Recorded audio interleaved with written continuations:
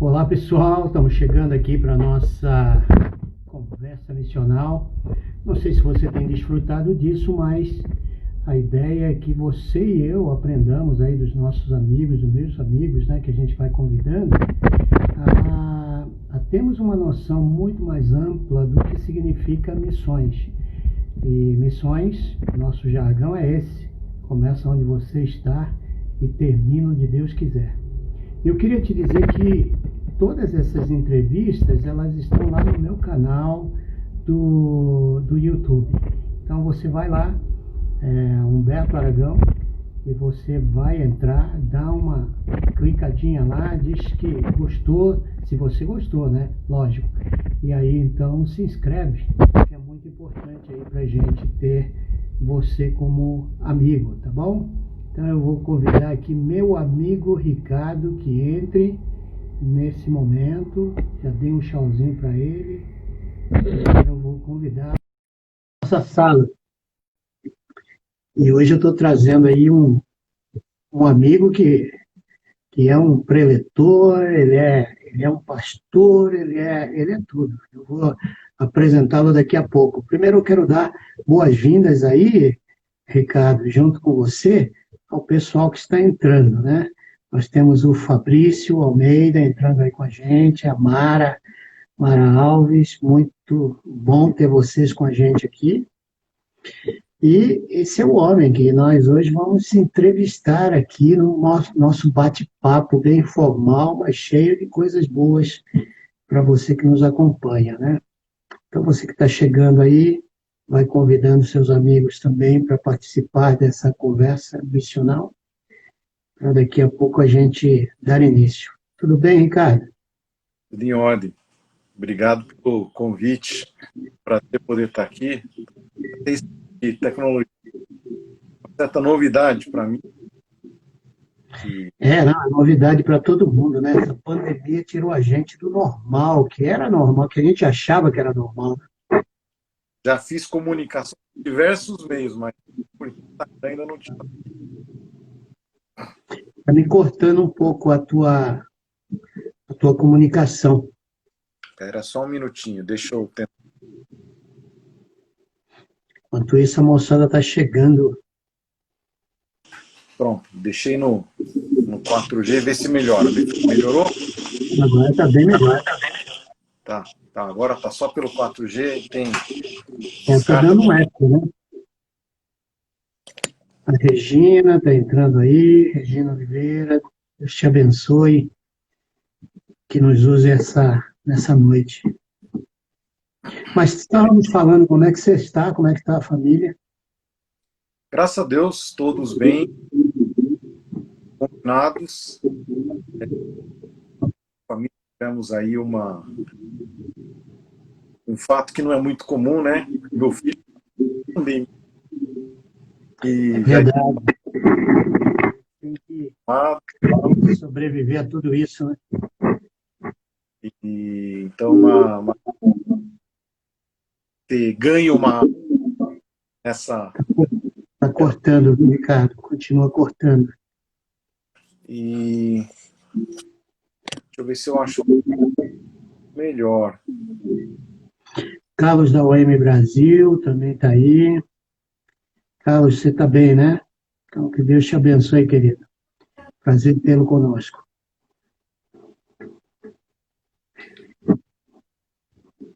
E o que é mais?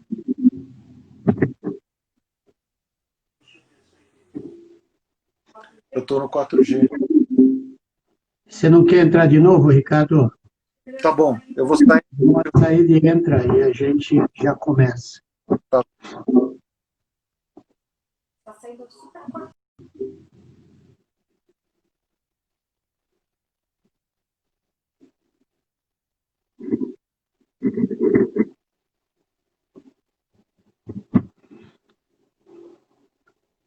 Boa noite, pessoal.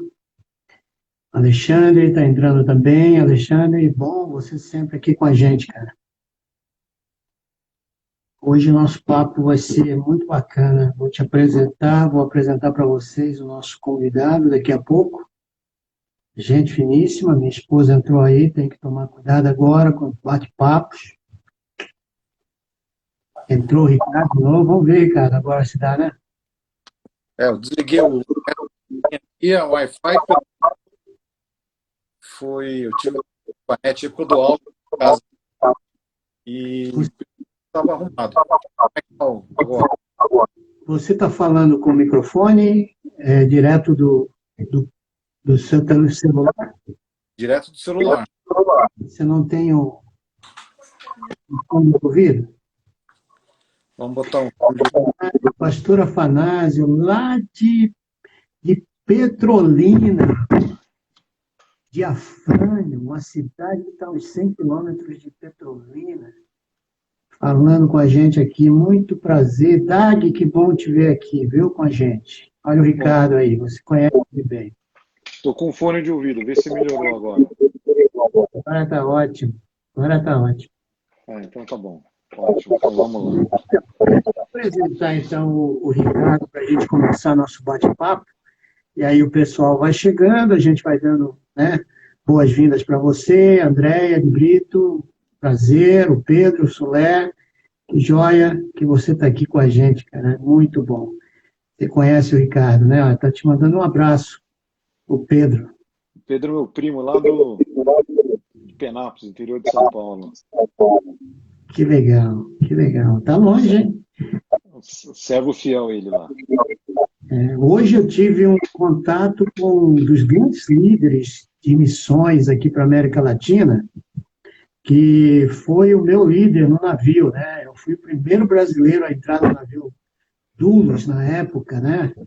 E viajar por 20 e poucos, 23 países com aquele. E ele que me ensinou, rapaz, e que me ajudou no primeiro sermão que eu preguei. Então, lá dos Estados Unidos, ele entrou para conversar com a gente um pouquinho.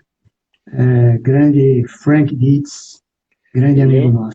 Eu lembro que eu ainda estava no colégio, eu fui visitar o Doulos, levei um colega de classe, e na época eu conversei com o casal Farmer, Martha e Mark Farmer. Conheço muito bem os dois.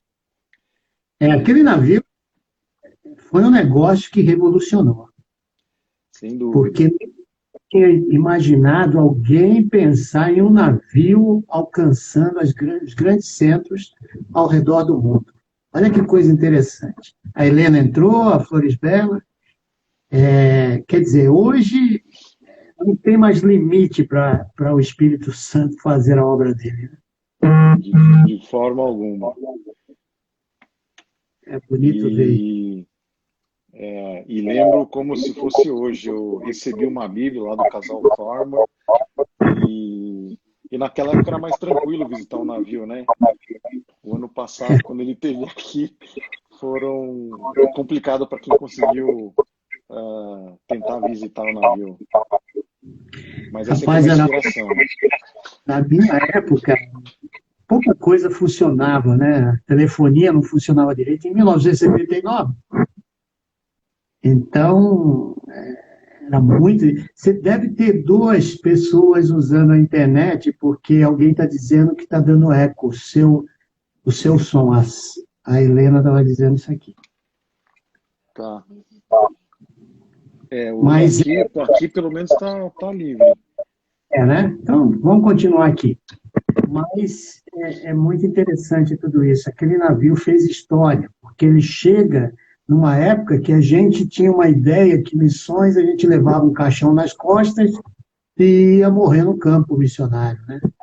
Não tinha volta, era saída. Hoje você faz missões onde você está. Missões mudou muito, se a gente pensar lá em Hudson Taylor na China, que literalmente desbravando um país totalmente novo, com uma língua totalmente nova, e eu que já tive a oportunidade de estar em Pequim há uns 5 anos atrás, é bem interessante você pensar como que era naquela época de trás. É verdade, verdade. Bom, gente, deixa eu apresentar aqui o Ricardo para vocês, que já estão aí esperando, né, o nosso bate-papo. O Edson, esse camarada toca muito guitarra e canta bastante, é um poeta da música cristã nos dias de hoje, né? Luciano Prando, pastor amigo meu da Igreja Brasil para Cristo, muito bom ter você aqui com a gente. Bom, o Ricardo, ele é conselheiro de administração certificado pelo IBGC. O que é o IBGC, Ricardo? O IBGC é o Instituto Brasileiro de Governança Corporativa. Opa!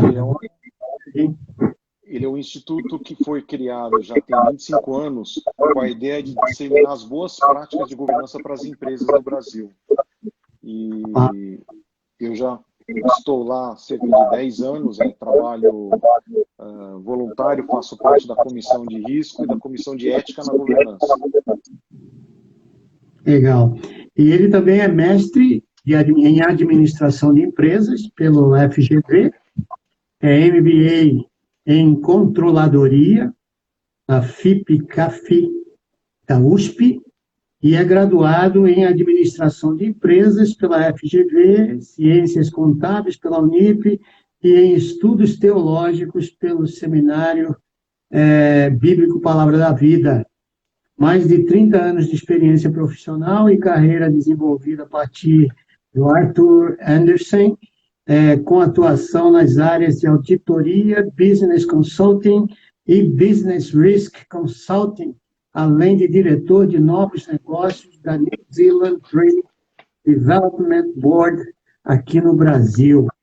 Foi instrutor de cursos de negócios, risco e consultoria e palestrante no Brasil, nos Estados Unidos, Europa, Nova Zelândia, e hoje leciona cursos de pós-graduação de MBA.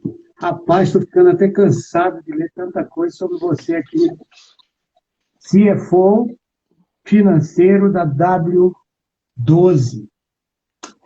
Cara, que coisa, hein? Você estudou bastante. Você acha que estudo é importante para quem quer servir a Deus? Eu acho que mas a gente precisa tomar cuidado porque a palavra de Deus diz que muito estudo é enfado da carne, né? E eu acho que a gente tem que se preparar, especialmente nos assuntos de Deus, para a gente conhecer bem a palavra. E aí eu me lembro, o que me incentivou a fazer o Palavra da Vida junto com a GV? Foi o verso lá de Paulo para Timóteo, né? Que eu sou aquele obreiro, que você tem que ser um obreiro aprovado, que não tem que se envergonhar e que maneja bem a palavra. Então, isso que me incentivou a estudar e me preparar para a obra.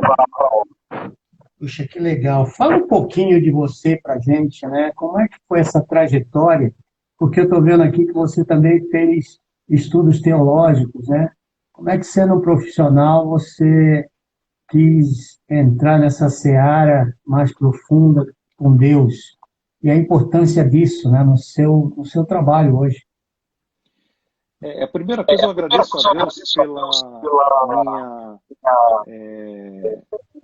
conversão, porque eu não tive aqui uma conversão dramática. Eu fui educado e fui raised, né? Fui trazido dentro de uma família evangélica. Meu pastor era pastor metodista, a gente sempre frequentava a igreja, a escola dominical, e aos 11 anos eu tomei uma decisão pessoal. A gente sabe que Cristo não tem netos, ele tem gente que se relaciona pessoalmente com ele. E sempre tive no coração um desejo de fazer diferença onde eu caminho. Que até meu moto hoje é de andar e que os outros possam enxergar Jesus através de mim. E lá pelos 17, 18 anos eu descobri, servindo no acampamento Palavra da Vida, que tinha o seminário, que podia fazer junto com a faculdade. E aí eu percebi, por que não deixar Deus me usar na minha profissão? E foi aí que eu tive o incentivo de fazer o CTL, né, o curso de treinamento de líderes, durante 4 anos, quase sábado sim, sábado não, e para poder criar uma bagagem e me ajudar na minha vida profissional. Nossa, que legal, hein, Ricardo? Então, a tua experiência com Deus, ela ultrapassa os limites de 4 paredes de um templo, verdade? Ah, sem dúvida. Digamos que o templo é o lugar que a gente vai para se abastecer com os demais. A gente tem a nossa fonte pessoal, que é o nosso quartinho em casa, com a palavra ali, mas eu sempre busquei esse conhecimento fora. Então, até hoje, alguns sites de alguns pastores que bastante conhecidos, cito aí o MacArthur, Piper, Evans. Então, estou sempre buscando inspiração para poder estudar e aprender um pouquinho mais. Mas tomando cuidado, porque eu fico até um pouco sem jeito quando me apresentam como você me apresentou, que tem todo esse rol de formação, porque há uns 15, 20 anos atrás, quando eu fiquei sem trabalho, as pessoas, não, com a sua formação você consegue uma colocação fácil, tranquilo, e Deus quebrou minhas pernas no bom sentido, falando assim, escuta, você pode ter a formação que você quiser, mas quem abre a porta sou eu. Então, eu preciso tomar muito cuidado de não deixar essa formação que envaidecer a gente, porque aí Deus não consegue te usar para nada porque você se acha. E falando nessa questão de chamado, você hoje, como é que você vislumbra o chamado de uma pessoa normal? Quando eu falo normal, é um membro de uma igreja qualquer. Nós temos aqui meus amigos aí nos ouvindo, né, conversando com a gente. E como é que você vê esse chamado na vida, no dia a dia, ou entre domingos, né? Quando você sai lá daquele templo que teve uma celebração, que a gente se encontrou com os irmãos em Cristo, um levantou o braço do outro, aí você sai para uma segunda-feira, quando tudo acontece, você vai para uma empresa, você vai para uma escola, você está envolvido com vários papéis sociais. Como é que isso, na tua cabeça, tem funcionado? Porque, para mim, esse é o aspecto aqui das nossas conversas que eu mais prezo, essa questão que missões começam onde você está e vai terminar onde Deus quiser, né? Então, como é que você vê a tua teologia, tua prática, no dia a dia, de segunda a sexta? Sabe que, na medida em que a gente vai crescendo na fé e tendo mais intimidade com Deus e com a palavra, você fica incomodado. No seu dia a dia, no trabalho, você entra, gente que você conhece, que você se relaciona bem, mas você fica incomodado por saber que eles não conhecem a verdade, ou alguns deles não conhecem. E aquilo que a gente tem de bom, a gente quer repartir. Então, se eu não fico incomodado em algum ambiente que eu sei que tem gente que precisa de Deus, ou com alguma situação que eu vejo, eu penso que tem alguma coisa de errado comigo.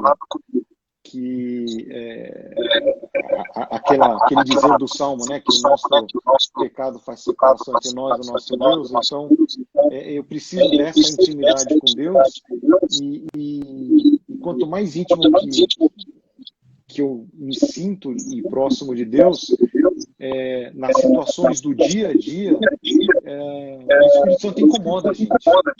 E eu diria que o chamado é isso, é o Espírito Santo te incomodar você escutou uma palavra, vai trabalhar no dia seguinte, você fica incomodado com aquela palavra e se sente que você precisa fazer alguma coisa. Então, o chamado para quem quer trabalhar para Deus, eu diria que Deus usa muito as pessoas onde elas estão. Porque, eventualmente, o ministro não tem acesso lá, mas você está lá dentro da empresa. Você que está em contato com as pessoas. E você tem que deixar o Espírito Santo te incomodar para te usar. Verdade. Ricardo, muita gente está dizendo que está dando eco na tua voz, e um eco muito forte. Eu, para mim, estou te ouvindo normalmente aqui, para mim tá normal, mas as pessoas estão dizendo que tem muito eco. Deixa eu ver como é que eu posso resolver isso. Se tem algum outro, um celular, o computador ligado perto, Deixa eu ver se eu tenho um outro fone de ouvido que talvez possa resolver. E irmão Rosilene está aí, Fábio está aí também, a nossa igreja. Aliás, o Ricardo, para quem quer conhecê-lo mais, ele é membro lá da nossa igreja. Ele tem sido importante em todo o trabalho que a gente faz ali na nossa igreja, em vários... Deixa eu tentar trocar de fone.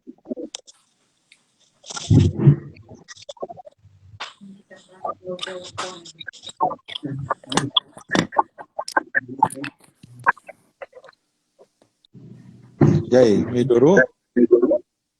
Para mim tá ótimo. Eu não sei, o eco deve ser com o pastor Humberto, olha só. Pastor Humberto, acho que o meu Senhor está duplicando o som. O que eu faço, então?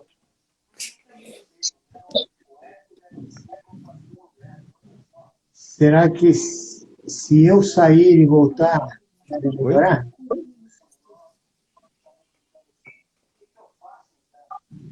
Melhorou um pouco? Melhorou um pouco. Você tem um fone aí, pastor? O meu telefone não tem fone. Eu posso fazer por Bluetooth, né? Tá. O som agora eu botei no fio, eu vou ficar segurando na mão, porque senão não consigo encaixar, mas para mim tá... eu sinto um pouquinho de eco, mas vê se melhorou.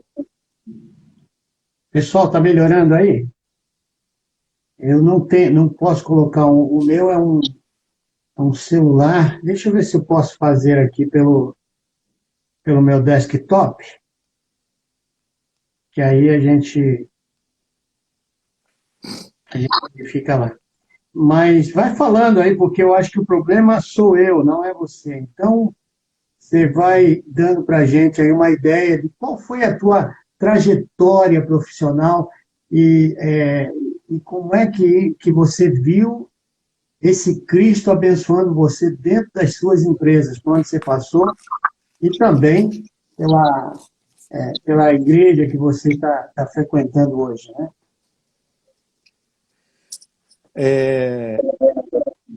Sempre procurei que me usasse, que deixar Deus me usar onde eu estivesse trabalhando.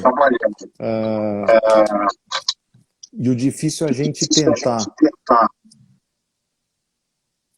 E ainda mais no mundo que hoje, que tudo tem que ser politicamente correto, que você pode falar um monte de coisa, mas não pode falar de Deus. É verdade. Então, eu aprendi que a gente tem que falar muito mais através do nosso procedimento do que das nossas próprias palavras. Mas eu também me acho um privilegiado, porque a carreira que eu escolhi, que em empresas de auditoria, consultoria e mais recentemente agora na área financeira, você é obrigado a seguir regras claras de transparência, a própria governança corporativa, um dos pilares da governança é a transparência. E então, eu me sinto privilegiado até na carreira que escolhi, porque você tem que seguir dessa forma correta. Não estou dizendo que nessa carreira não existem problemas e pessoas mal intencionadas, mas é mais fácil você ser correto do que tentar burlar alguma coisa. Como é que você vê a obra missionária, Ricardo, e profissão? Porque esse é um dos grandes temas que eu tenho percebido. A igreja, em muitos lugares do mundo, né, ela foi aberta por missionários. Os missionários, naquela época, iam um caixão nas costas para plantar um ministério da sua denominação, da sua igreja. E lembro de uma história interessante que um teólogo indiano contou para mim, que os missionários, né, chegavam lá e pregavam e iam embora. Então, não tinha aquele contato com o povo, na condição do povo, do sofrimento e tal. Isso ficou muito difícil para esses povos descobrirem o Jesus que anda no meio do sofrimento deles, da realidade deles. Você acha que os negócios hoje podem quebrar esse tipo de visão, quando você tem homens sérios com a Bíblia na mão e, ao mesmo tempo, querendo implantar alguma coisa que sirva essas populações do mundo inteiro, principalmente o mundo mais pobre que nós estamos vendo aí? Como é que você vê os negócios nessa questão? Eu vejo que tem duas óticas nessa da gente passar os valores de Cristo no mundo. Primeiro, o conceito até um pouquinho do Haggai, que faz o treinamento de quem já está lá, porque já está ambientado no país. Eu lembro que eu fiz um treinamento com eles em Singapura e o grande objetivo era treinar a pessoa que já está no próprio país, já conhece a língua, já conhece a cultura para poder disseminar. Agora, isso é sentir a dor, porque você já está lá dentro. A outra forma é através do negócio, porque quando você está exercendo um negócio, você está como qualquer um outro ali dentro. Então, você está pagando imposto do mesmo jeito que ele, você está transacionando da mesma forma que ele, você está executando os processos do dia a dia como eles. Então, eles se sentem... Bom, ele sabe do que eu estou passando porque ele está aqui, ele está trabalhando. Então, o teu procedimento como homem de negócio ou mulher de negócio vai falar muito mais alto, porque você sabe o que eu estou passando porque você está aqui, você está sentindo na pele. Então, fica muito mais fácil de transmitir uma palavra do que chegar e simplesmente anunciar e cair fora. Então, nas duas formas, ou você treinar alguém que já está lá dentro, ou você entrar com o teu negócio no meio dele, sentir a dor dele, fica fácil de você transmitir. Você já deu palestra fora do Brasil, né? Pelo teu currículo aqui, a gente está vendo isso. Como você é recepcionado, sendo um latino, né? Aqui da América do Sul, em países como Estados Unidos, você foi para a Europa, você andou por aí pelo mundo, dando palestra e, ao mesmo tempo, sugando alguma coisa de cultura. Como é que você foi recepcionado nesses lugares? É até interessante você me perguntar isso, porque quando eu trabalhava na Arthur Andersen, eu fazia parte do time mundial de instrutores. Então, cada escritório era demandado que enviasse instrutores. A gente treinava o nosso próprio pessoal. E as pessoas, quando recebiam de antemão, você vai estar numa classe com gente da Rússia, gente da Dinamarca, gente dos Estados Unidos, gente da África do Sul, etc. E você vai ter um professor dos Estados Unidos, outro de Londres, outro do Brasil. E aí o pessoal olhava, o que será que é o professor do Brasil, quando chegava visualmente? Porque, convenhamos, eu não tenho a face típica de um brasileiro. Então, e como eu fui educado e fui alfabetizado em inglês, o meu inglês não fez a diferença para os demais. Então o pessoal falava, quem que é o brasileiro aí? Então, Eu nunca tive esse problema nesses países porque me comunicava muito bem. E eu lembro que quando eu ia ministrar treinamento, a gente alugava um carro e de fim de semana eu caminhava naquelas cidadezinhas pequenininhas para procurar uma igreja. E aí me sentava no fundo da igreja e no final as pessoas vinham cumprimentar, receber e perguntavam, de onde você é? Tal. E quando eu falava que era do Brasil, o pessoal falava, não, você não pode ser do Brasil. Então eu tive essa experiência interessante que então dava uma margem do pessoal não saber de onde eu sou. E aí que o pessoal olhava muito mais o meu proceder, porque falava, não, o proceder dele não é, ou a aparência dele não é um rótulo que foi criado do que é o típico brasileiro. E isso me trouxe uma imagem de que o meu proceder, as pessoas têm que olhar e associar com o proceder de Cristo, entendeu? E no meu mundo de negócio, queira ou não queira, o crente tem alguns rótulos. Então, de vez em quando as pessoas chegam, mas você é crente? Mas não faz no sentido negativo, porque você está fazendo alguma coisa errada, mas você está aqui no nosso meio. E eu falei, por que não? Eu sou um homem de negócios e por que não estaria aqui no meio sendo crente? Então é uma forma de você poder dar um bom testemunho nesses lugares. Então quando eu viajei, cheguei até ter oportunidade de poder falar com gente sentada do lado do avião. E é uma coisa que eu peço para Deus, me usa. Não sei como, eu não sei o que eu vou falar, não sei o que eu vou dizer, mas estou aqui, me usa. É interessante. Você também dá aula, né? Dou aula desde essa época de Arthur Anderson, quando a gente ministrava dentro da empresa, e também na igreja, já desde 91, 92, na escola dominical. E dou aula por um motivo.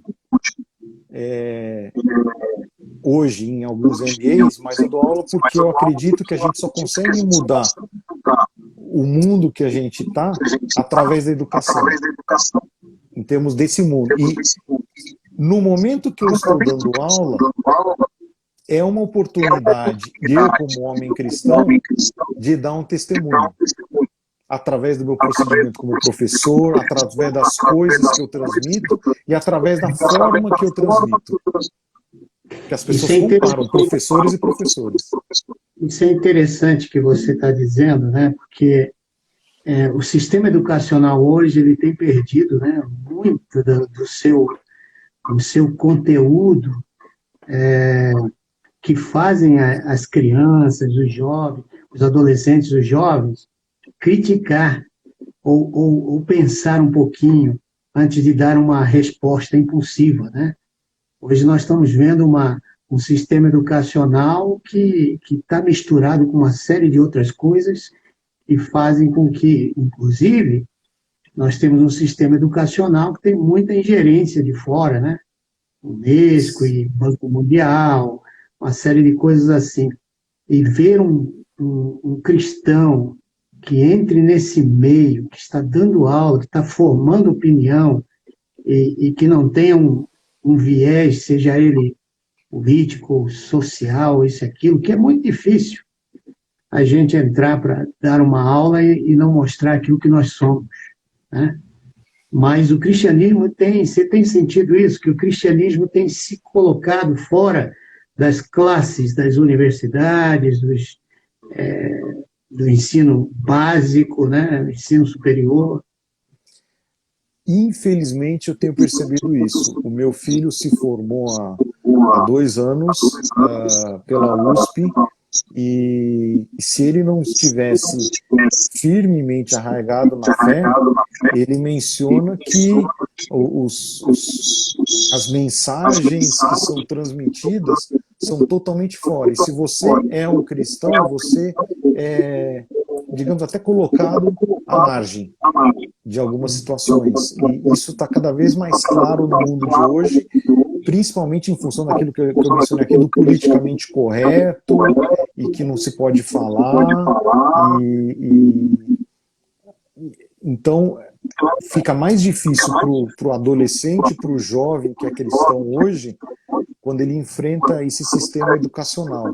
Já num curso de pós-graduação, não, a pessoa já viveu um pouquinho mais, então quando você apresenta um procedimento que seja correto, sem falar de Jesus explicitamente, eles percebem que tem alguma coisa de diferente, porque eles já viveram situações que demandaram alguma ação não ética, e nessas situações, numa pós, você consegue ser mais explícito na hora de explicar o porquê que você acredita e que você age dessa maneira. É interessante isso, né? Porque hoje em dia, para você encontrar gente que tem essa coragem de expor o que ele...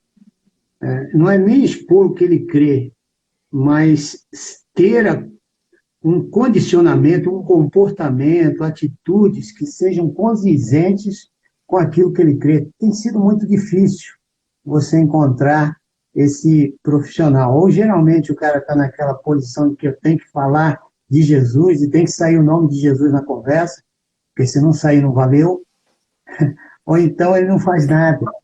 Mas essa questão de você viver o Cristo dentro de você, que está dentro de você, e você deixar ele se expressar com comportamento, atitude, parece que é a coisa que vai levar o Evangelho de uma maneira muito mais relevante e séria do que nós temos visto por aí, não é verdade? Tem uma palavrinha que assusta muito dos crentes, que é vergonha. E se a gente for pegar aquele primeiro verso que eu citei, que me inspirou a fazer o seminário, que apresentar como obreiro aprovado, que maneja bem a palavra da verdade e que não tem do que se envergonhar. E Paulo usa a mesma expressão no capítulo 1 lá de Romanos, quando ele fala não me envergonhe do Evangelho de Cristo.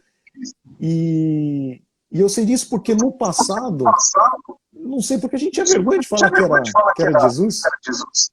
E na maior parte dos crentes hoje tem medo de exercer, de ser a luz que brilha onde ele trabalha, por essa suposta vergonha. Que não tem que ser vergonha nenhuma, muito pelo contrário. Nós que temos que fazer a diferença, e os outros têm que ficar envergonhados por não serem de Cristo, né? Então é uma palavrinha que é complicada para quem quer executar um mandato.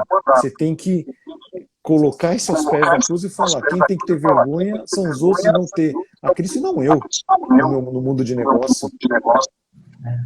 Eu fiquei sabendo uma vez que nos Estados Unidos, 1 em cada 3 alunos de uma universidade, né, vai desistir da fé. É interessante essa estatística, né, que eu no outro dia estava pegando de um site chamado Pew Research, fala muito da Europa, do Ocidente como um todo, né? O que eles creem, como é que eles veem a igreja e tudo mais. É interessante isso, porque houve uma época, e você sabe disso, Ricardo, que nós dividimos sagrado e secular. E isso, essa questão de você dividir igreja e Estado, para mim o Estado tem que estar dentro da igreja aprendendo a ser cristão como qualquer outra pessoa. E talvez esse seja um dos grandes problemas que nós temos numa cultura como a nossa, que nós dividimos, fizemos uma dicotomia entre Estado e igreja, e sagrado e secular. A gente faz sempre esses extremos acontecerem, e o resultado disso são pessoas que vivem uma vida dupla, entre o que ele aprende na igreja e o que aprende na sociedade. Como é que você tem visto isso? Porque essa é a nossa missão, a sociedade é a nossa missão, a igreja é a adoração, como nós falamos aqui, é a gente olhar para Deus e aprender dele, para quê? Para sermos capacitados para o nosso dia a dia. Fala um pouquinho disso aí na tua vida. essa separação que tenta se impor entre igreja e mundo de trabalho, sem querer, nós crentes costumamos pegar isso, que é, não, quem tem que fazer o trabalho é o pastor, a responsabilidade é do pastor. Então, o pastor Humberto, que é o pastor de missões, é ele que tem que se virar para ir lá para os lugares e com outras pessoas com quem ele esteja trabalhando. E não, nós não estamos separados desse mundo. A gente faz parte desse mundo, a gente não pode viver numa bolha. Eu ficar muito preocupado de você ficar só, por exemplo, lá no seminário, e o seminário tem essa preocupação de, no fim de semana, manda um aluno para a igreja dele, para onde ele mora, para o mundo real, para sair daquela bolha que é maravilhoso, você poder passar 24 horas estudando a palavra. Mas o mundo não é isso. O mundo é enfrentador, é enfrentar os problemas do dia a dia. Então, talvez seja parte culpa de nós mesmos de tentar separar isso, o secular e o que é de Deus.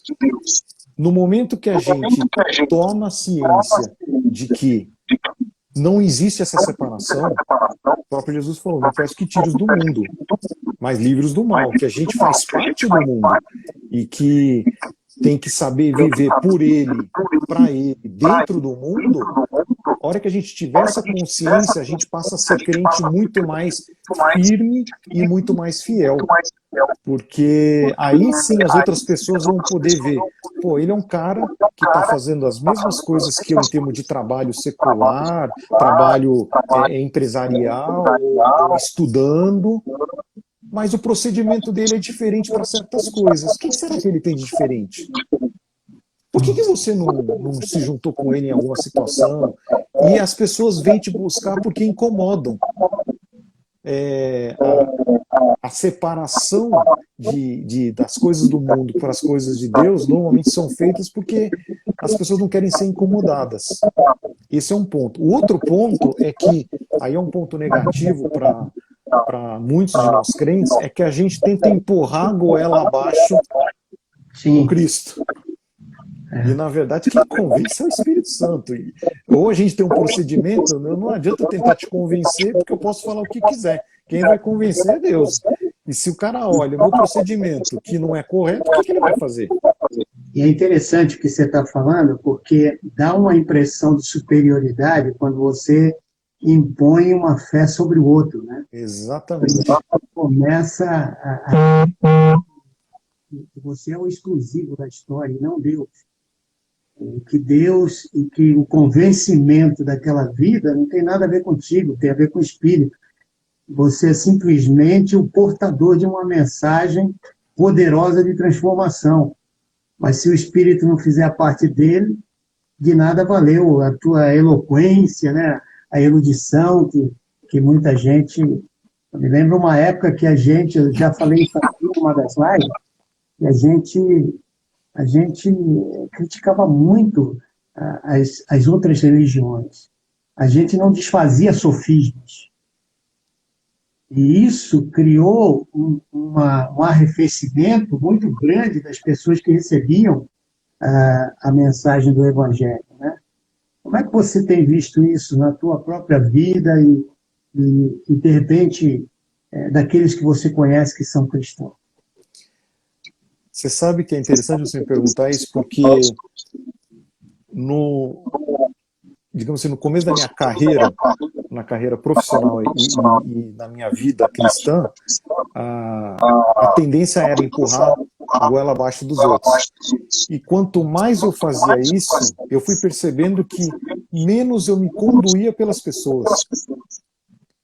Na medida em que o amor pelos outros e sentir a dor do outro não conhecer a Cristo doía em mim, menos eu forçava a situação, mais eu colocava na mão de Deus, porque mais eu percebi que eu não consigo fazer nada.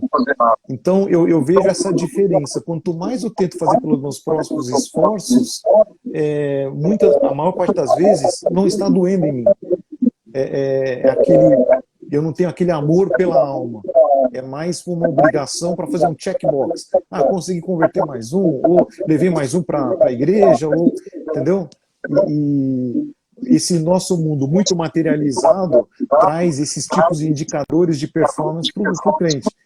Eu conheci uma vez um pastor que, quando ele fazia o apelo, ele não pedia para levantar a mão. Ele falava, depois, quem tomou a decisão, por favor, procure algum dos irmãos, etc. Ele não pedia para levantar a mão porque ele dizia, se por acaso levantar 30 pessoas levantarem as mãos, eu vou ficar muito orgulhoso. Nossa, como eu sou bom, como eu falei de forma profunda. E quando ninguém levantava a mão, ele falava, nossa, hoje o meu sermão foi péssimo. E não necessariamente era isso.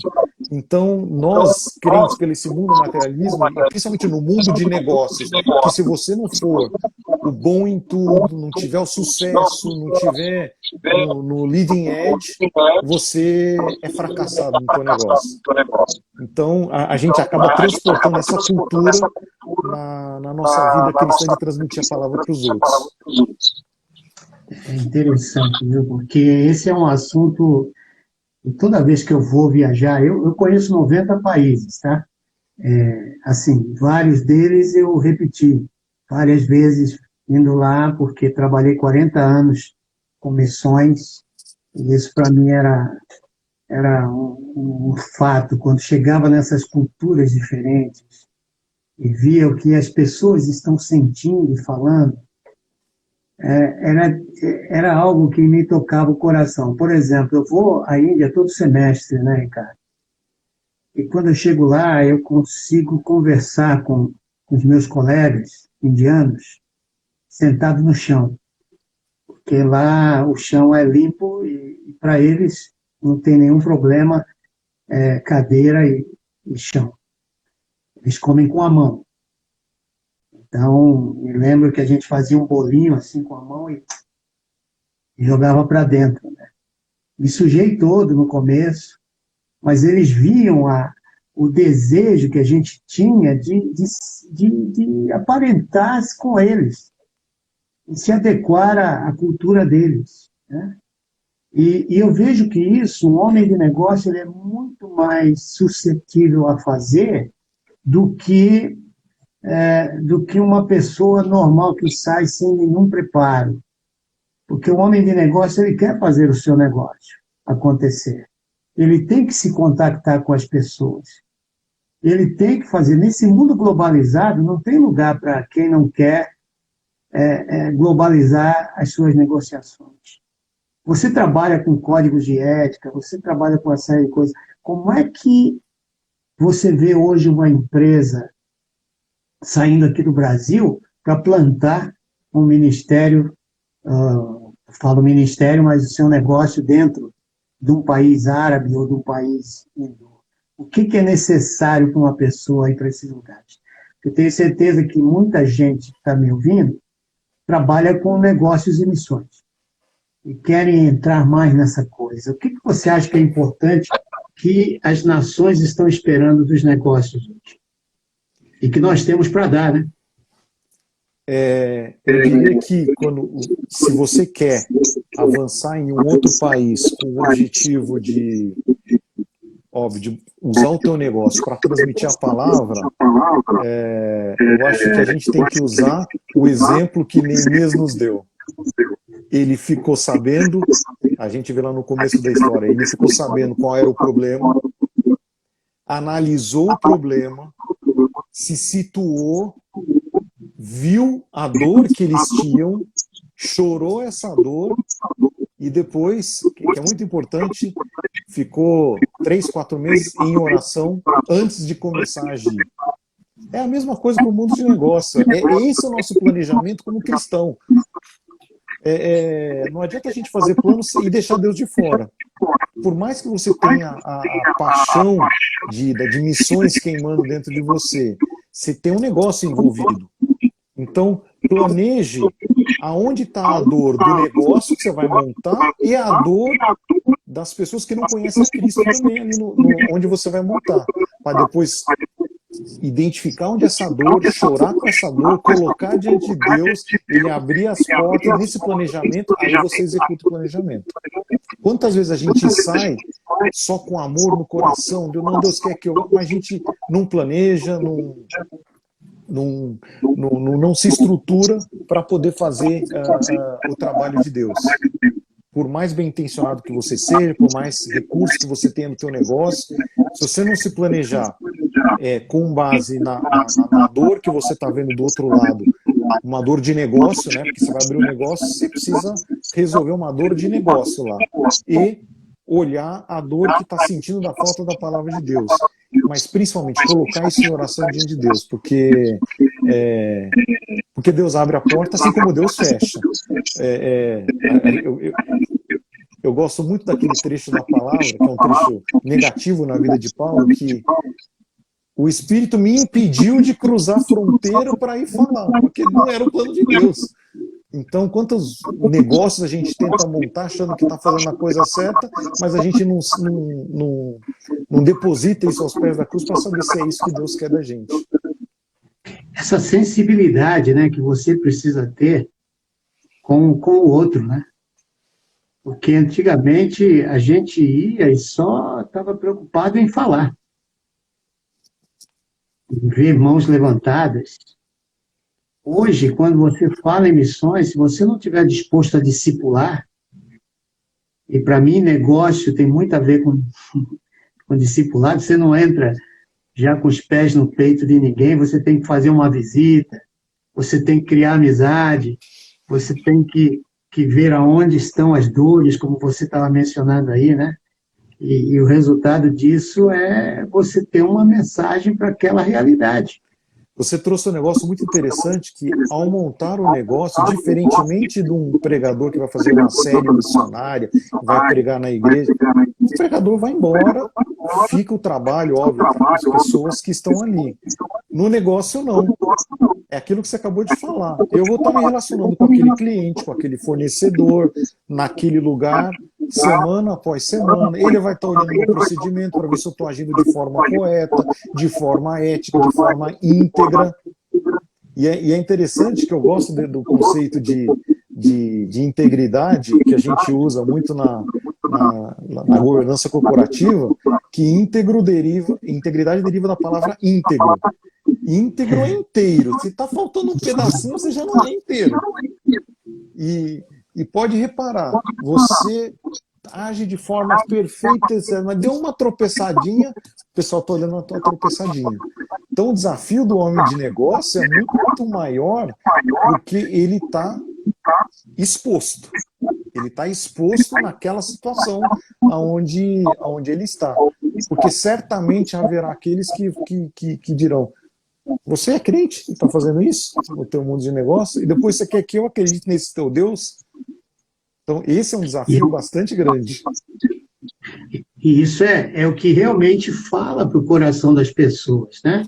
É interessante que lá na Índia, né, e eu menciono muito a Índia porque eu fiz a minha tese de doutorado em cima do que eu conheço da Índia, principalmente dos Dalits, né, os sofredores.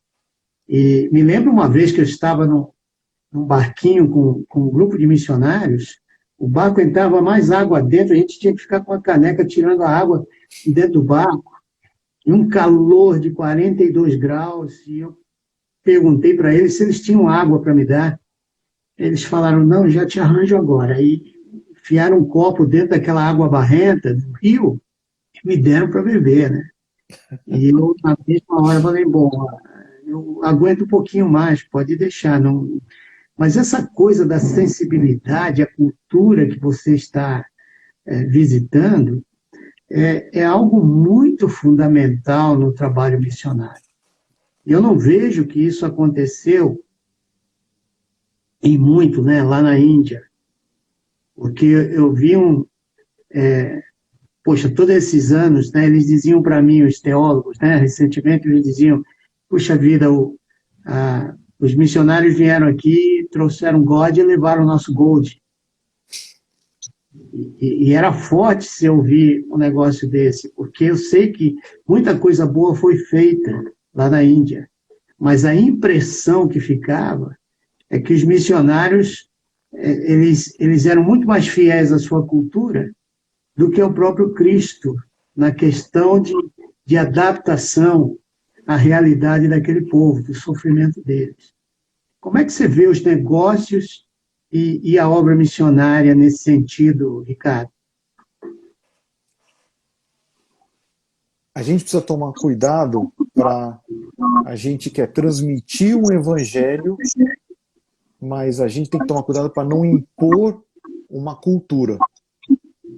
Esse é o desafio, é transmitir o evangelho, que é a busca de estar com Cristo eternamente e não implantar uma cultura. Um jeito de ser que sou eu. Então, é por isso que quando você vai como um empresário ou um trabalhador em missão, você tem que se moldar àquela situação, aquele país. A gente sabe que a China é um país bastante fechado para o evangelho. E na semana que eu passei lá do meu mestrado, alguns anos atrás, por um azar, a missionária da nossa igreja que ficava em Pequim, naquela semana ela estava no Brasil. Mas ela falou, vai naquela ruinha lá no Atong, que são uma espécie de uma comunidade ali, tenta identificar uma casinha assim, etc., que eventualmente é de algum irmão. Óbvio que eu, com essa cara de ocidental, pouco asiático, andando no meio de uma comunidade deles, imagina uma Paraisópolis lá de Pequim, andando ali no meio, tentando identificar digamos assim, essa igreja subterrânea. Mas ficava claro que eu não estava blended, que eu não estava misturado com eles lá. Então, o desafio é você se misturar para poder sentir a dor deles, não impor a sua cultura para que os outros vejam. Olha, ele está aqui, deixou o que ele tinha por detrás, vive como a gente, mas ele tem alguma coisa que a gente não tem, mesmo vivendo com a gente. E aí eles descobrem o que é uma vida com Jesus. Então, esse é o nosso desafio. É interessante isso que você está falando, porque é exatamente o que Jesus faz, né? Jesus deixa a sua glória. Aliás, não tem nada mais rico do que a glória de Deus, né? E vem morar no meio de um povo. Vive como refugiado. É interessante porque no outro dia eu estava lendo um livro, Ricardo, que dizia que a Bíblia foi escrita por refugiados para refugiados. E, logicamente, esse livro é de um terceiro-mundista, né? Não vem do Ocidente. Mas ele via essa questão do refugiado, do desamparado e tal, em toda a Bíblia. Os escritores bíblicos, Noé, por exemplo, ele tem que fugir de um problema natural que acontece. Abraão, ele é chamado para sair da sua terra, da sua parentela, vai para o lugar que eu te mostrarei. Nem mostrou, só foi mostrar quando ele caiu. Né? Você tem Pedro, os outros, deixa aí as suas redes e vem e segue. Então, você tem o cristianismo, assim, uma coisa não institucionalizada, ele seria mais um movimento nômade, de pessoas caminhando em direção ao céu, caminhando em direção à eternidade, né? Você está brasileiro, mas é cidadão do reino dos céus. Exatamente. E quando eu saio, e a oportunidade que eu tive de viajar um pouco,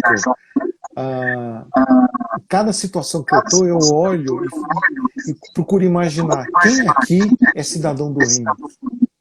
Quem está aqui? Então, eu caminhando lá numa cidade como Pequim, eu falei, eu tenho certeza que tem gente do reino aqui, mas quem será que é? E nós, como missionários que somos naturalmente, à medida que a gente conhece a palavra de Deus, a gente não pode ser aquele crente agente secreto, que só Deus e nós sabe que a gente é do cidadão do reino.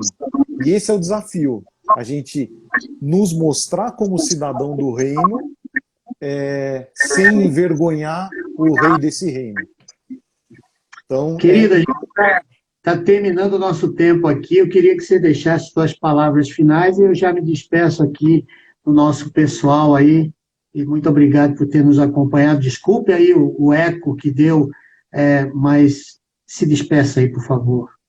Eu que agradeço o privilégio de poder ter compartilhado um pouquinho e que, se essa nossa conversa serviu para